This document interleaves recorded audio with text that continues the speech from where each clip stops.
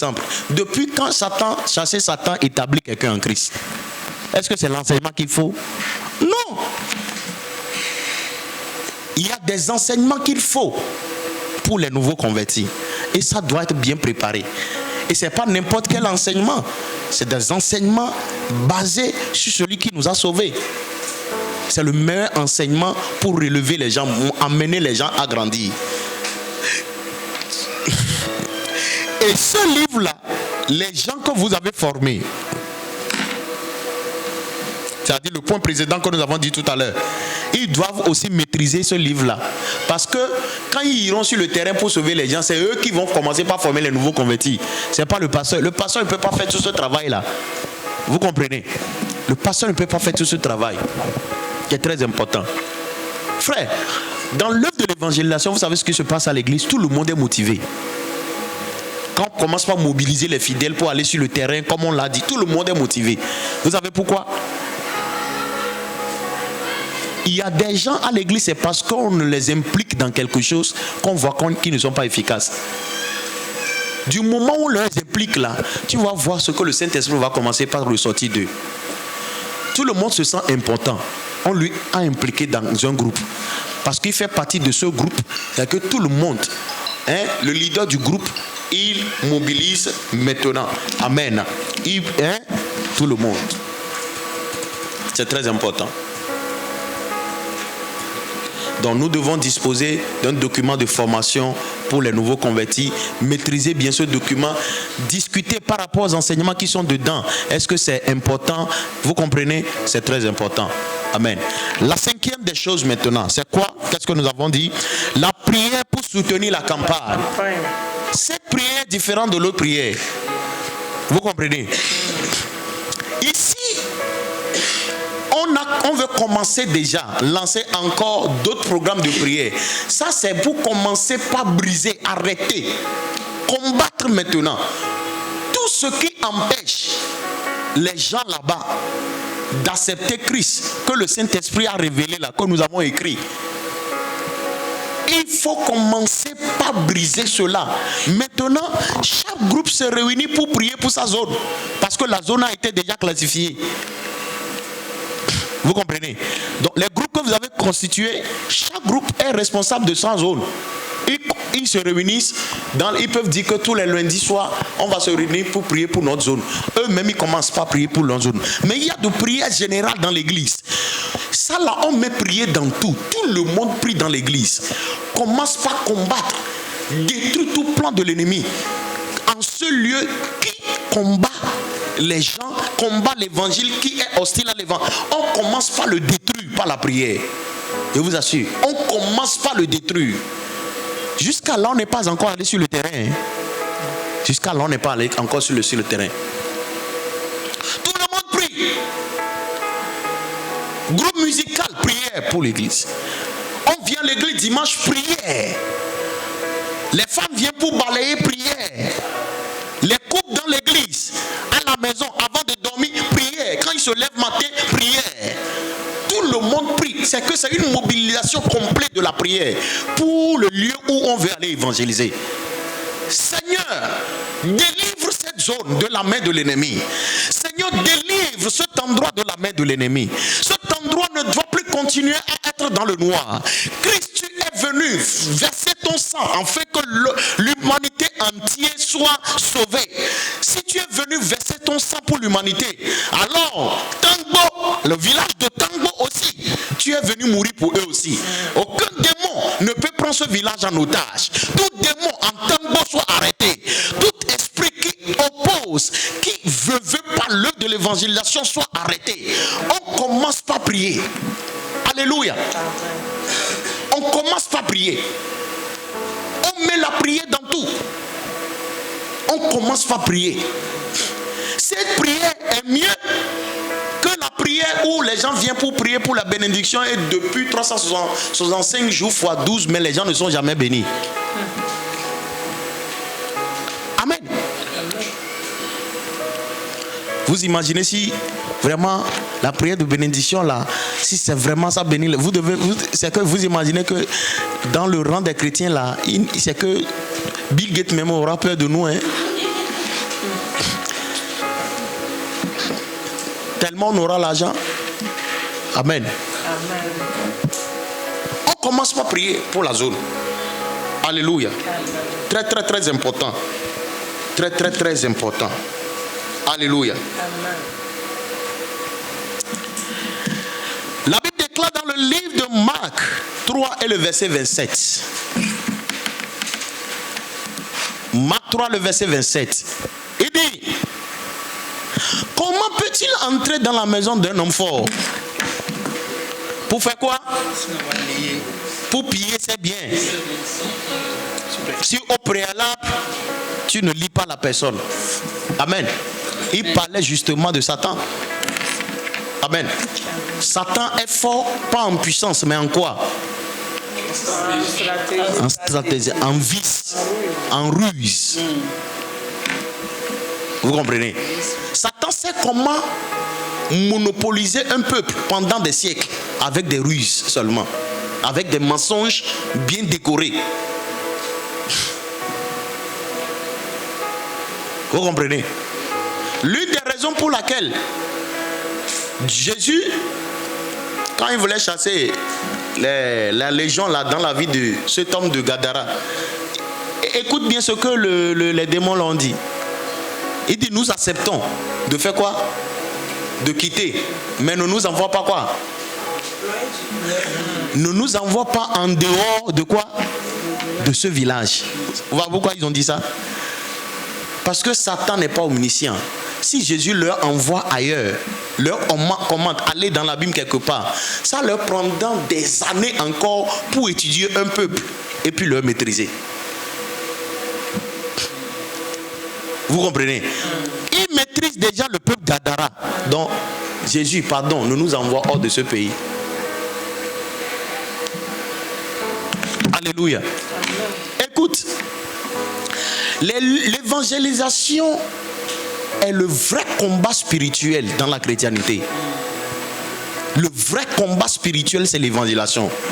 Parce que la majorité des gens que nous voulons aller évangéliser, nous voulons les sortir des ténèbres pour amener à la lumière. Et des fois, ce n'est pas facile. C'est des combats. Surtout quand Satan sait que la personne, c'est des combats des fois qui sont déclenchés même contre la vie de la personne. Amen.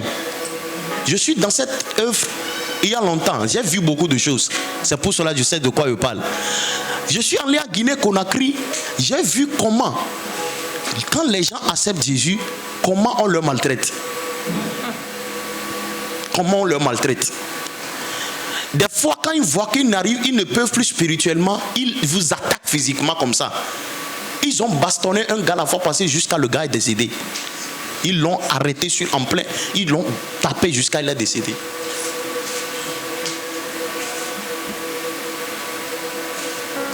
Amen. C'est très important, c'est la raison pour laquelle la prière est importante.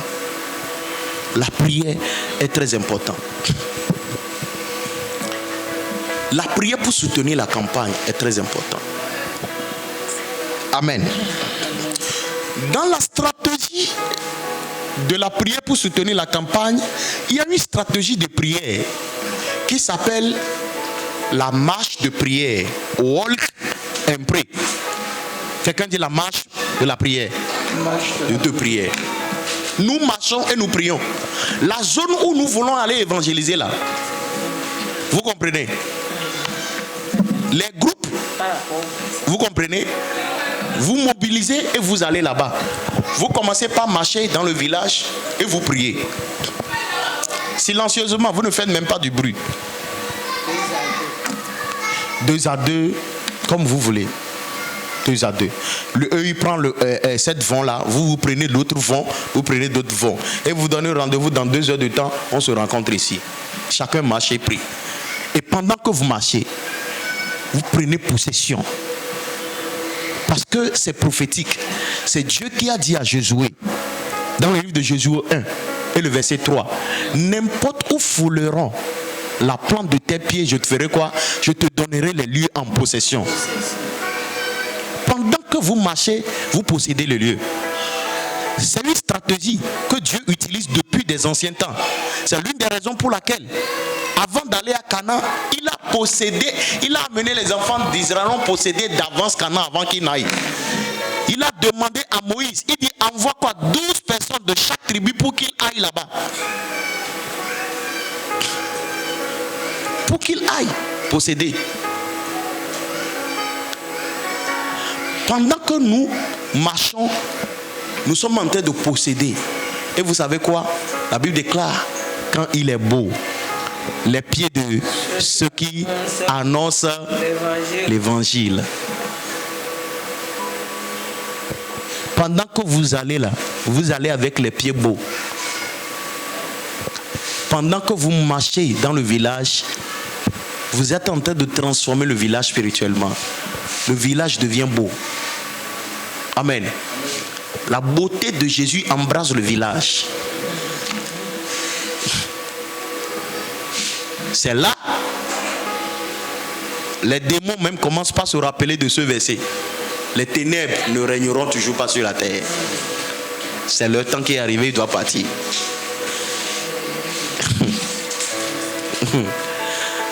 Tellement votre lumière, quand on dit tellement votre pied beau, ça éclaire. Alléluia, ça éclaire. Vous allez là-bas, vous marchez. Jusqu'à là, vous ne parlez pas à quelqu'un que Jésus l'aime. Non, vous n'avez pas, il n'y a même pas, on n'a même pas encore dit que Jésus aime quelqu'un, on n'a pas encore donné traité à quelqu'un. Nous sommes en train de préparer le terrain comme ça. Vous comprenez? On est en train de préparer seulement le terrain. Si le lieu est grand, vous avez divisé le lieu village par village au groupe que vous avez formé. Chaque groupe est responsable de chaque village. Ils doivent aller prier. J'ai vu même après l'enseignement là, un jour dans la préparation pour la campagne avec un pasteur qui m'a sollicité pour l'aider. J'ai vu un groupe. Frère, ils ont fait 7 jours de jeûne et prière pour le lieu où on les a donnés. Ils ont fait 7 jours de jeûne. Les gens travaillent. Tous les soirs, ils se rencontrent dans la maison d'un frère. Il intercédait seulement pour le village. Il intercédait seulement. Seigneur, aie pitié. Aie pitié pour ces gens. Et délivre-les de la main de l'ennemi. Quand nous présentons notre évangile, Seigneur, qu'il accepte notre évangile. Qu'il voit l'évangile briller. Seigneur, que ce peuple se détourne de l'idolâtrie et qu'il vienne t'accepter. Seigneur, tu as versé son sang pour eux aussi. Ils ne sont pas destinés à l'enfer. Ils ne sont pas destinés à la mort. Seigneur, jusqu'à quand ce village continuera-t-il à adorer les ténèbres, à adorer l'idolâtrie? Oh, délivre ce village. Délivre ce village. Délivre ce village. Frère, ils intercédaient. Un jour, j'étais vraiment touché par leur requête de prière. C'est en ce moment, tu vois la manifestation de la compassion qui était en Jésus à travers vous. La Bible déclare quand Jésus a vu la foule, il fut ému de compassion pour le peuple. Amen. Des fois, nous avons ça, mais ça ne se manifeste pas.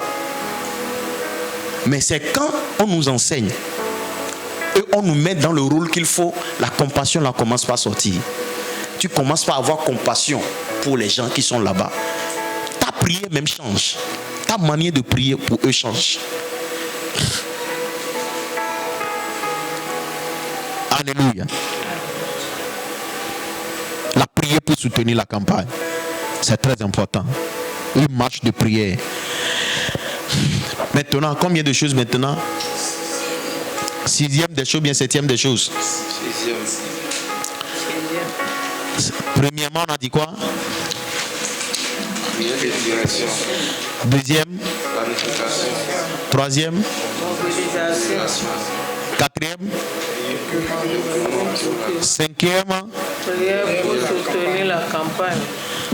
La 6e des choses. Écoutez, j'ai toujours dit aux gens que tous les points que j'enseigne jusqu'à ici, c'est très important. Mais ça, c'est encore très important. Ce que je veux dire maintenant. On appelle ça lancement des actions de charité au lieu où vous voulez évangéliser. Lancement de quoi? Des actions de charité.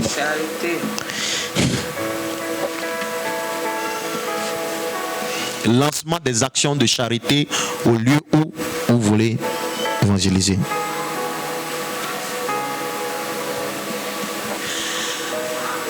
En ce stade, tout le monde a écrit lancement des actions de charité au lieu où vous voulez évangéliser.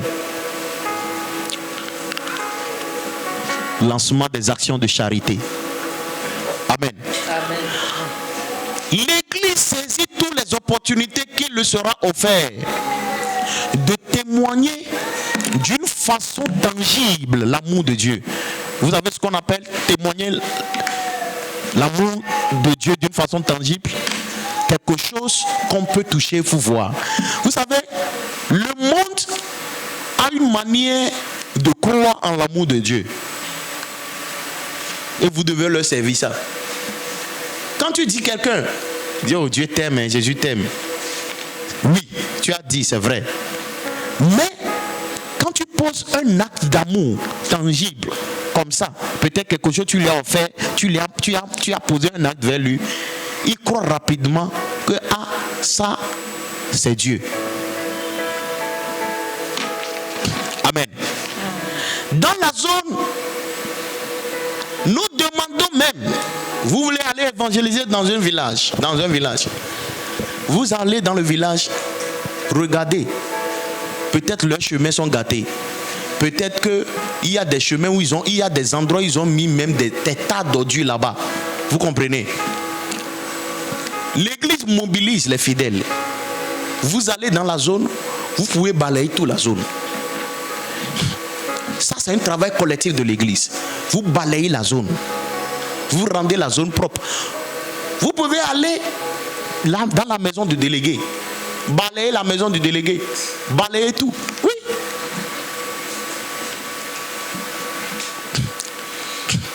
Amen. Peut-être que par hasard, dans la zone, vous avez entendu que à Tiokoumedele, il y a funérailles quelque part, tu comprends, quelque part là-bas. L'église mobilise les gens pour aller vers la personne. Ah, nous avons appris que vous êtes éplorés. Nous sommes des frères chrétiens qui sont en train de venir ici. Vous priez avec la personne. Vous pouvez contribuer. Ah, voici une enveloppe de 10 000 francs hein, que nous avons. Prenez et faites le truc là. Le délégué, vous allez, vous prenez une enveloppe, 5 000 francs, 10 000 francs pour lui donner. J'ai enseigné ceci. Écoute ce témoignage. Un pasteur m'a appelé. Il dit, pasteur, il dit, oh, si je te connaissais avant là, beaucoup de choses allaient changer. Il dit, après la formation, je suis allé. Et chez nous, nous avons l'hôpital de zone. La voie qui quitte l'hôpital de zone là pour venir à la voie principale, c'est gâté complètement. Il y a les trous un peu partout. Il dit, parce que nous voulons évangéliser dans la zone, nous avons au moins 3 églises. J'ai commencé par lancer annonce. J'ai dit, le 26 prochain, toutes les autres églises, vous allez venir à l'église principale. Nous tous, nous allons mobiliser. Nous allons remblayer la voie. Il dit, pasteur, on a mobilisé jusqu'à 300 personnes. Ils étaient tous venus avec bassine, avec roue et tout et tout. Il dit, dans la brousse, les hommes creusent, les femmes portent le sable pour remblayer le truc là. Ils ont fait plus de 3 jours, ils ont fermé les trous. Ils ont fermé les trous sur la voie. Il dit, l'hôpital là même là, c'est la terre rouge. C'est-à-dire quand tu vois les nacos, tout est sale. Les rideaux, tout est sale. Il dit, j'ai mobilisé les femmes dans l'église. On a payé au mot. Ils sont allés à l'hôpital. Ils ont enlevé tous les rideaux. Ils ont lavé tous les rideaux. On a essuyé les carreaux. On a saclé derrière l'hôpital. C'est comme ça. À l'école primaire, on a mobilisé, les gens cotisaient 200 francs, 300 francs, tout et tout. Ils ont acheté peinture, ils ont repeint l'école, tout et tout.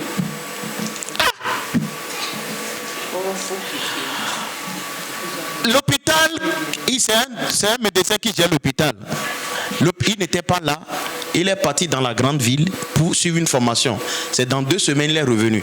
Quand il est revenu, il a vu que tout a changé. Il a dit, c'est depuis quand notre chef canton chef d'arrondissement a pris l'initiative de changer tout ici, mais il ne m'a pas dit. Les sages-femmes, tout est dit, chef canton, est-ce que lui, il a fini de penser à lui jusqu'à penser à toi? Il dit, l'église que vous avez dit qu'il prie tout le temps, qu'on va appeler policiers pour eux là, c'est ici on est, le pasteur est venu avec ses fidèles. C'est comme ça, ils ont tout fait. Ceux qui ont rapporté au pasteur, il dit, l'infirmière dit, le docteur est resté bouche bée pendant plus de 5 minutes. Il a poussé un grand cri. C'est maintenant, je sais que cette église vient de Dieu.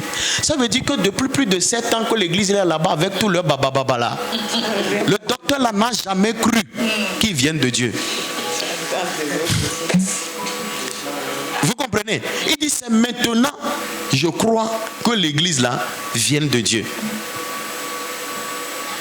Après, il me rappelle, il dit, le docteur dont je t'avais parlé la fois passée là, on est là seulement, il a envoyé ses 2 enfants pour venir suivre l'enseignement dans notre église. Et il dit que maintenant les enfants peuvent continuer avec nous. Donc j'ai dit, il n'y a plus affaire de police maintenant. Il dit non, il n'y a plus affaire de police. Je dis c'est bon, mais vous aussi, il faut respecter l'environnement. Il ne faut pas crier. Au nom, après l'enseignement, parmi les frères musulmans, bien sûr, il y a un jeune qui fait akadjou, qui a un peu de l'argent. Il est allé acheter beaucoup de cahiers. Beaucoup de cahiers. Les kits scolaires.